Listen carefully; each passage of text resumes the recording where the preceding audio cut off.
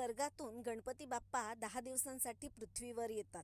सर्वांचा हा लाडका बाप्पा येताना ऊर्जा, उत्साह, आनंद घेऊन येत असतो.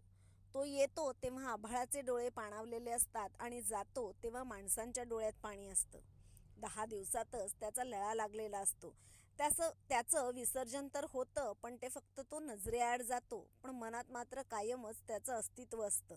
मन त्याचं सतत सर्जन करत असतं आणि तो पुढच्या वर्षी कधी येतो त्या वाटेकडे डोळे लावून बसलेलं असतं. प्रत्येक निर्मितीचा ऱ्हास होतो आणि प्रत्येक अंतातून निर्मिती होते. जन्ममृत्यूचं चक्र, आगमन आणि विसर्जन, आनंद आणि विरह यातच गणपती विसर्जनाचं मूळ असतं.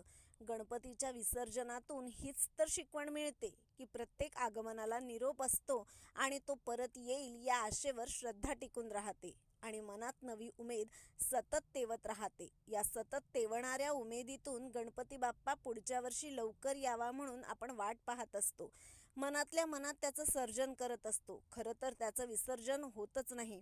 मूर्ती फक्त पाण्याला अर्पण केली जाते, ती नजरेआड होते इतकंच, पण बाप्पा मनात सदैव तेवत राहतो.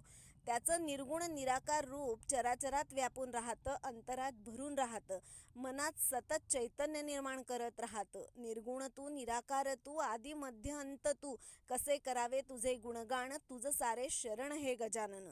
तूच शक्ती, तूच युक्ती, तूच आहेस अधिपती, सुख करता तू, दुःख हरता तू, लवकर ये पुढच्या वर्षी, गणपती बाप्पा मोरया.